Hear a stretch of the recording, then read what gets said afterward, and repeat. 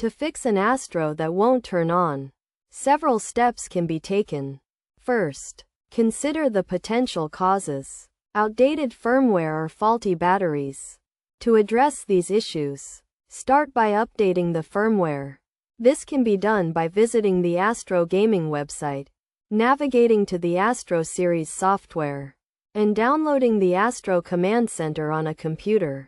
With the Astro connected to the computer via a USB cable, open the Astro Command Center software.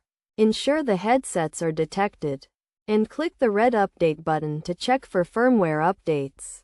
If an update is available, install it. If the Astro still won't turn on after updating the firmware, the next step is to replace the batteries, as faulty ones can prevent the device from charging or turning on.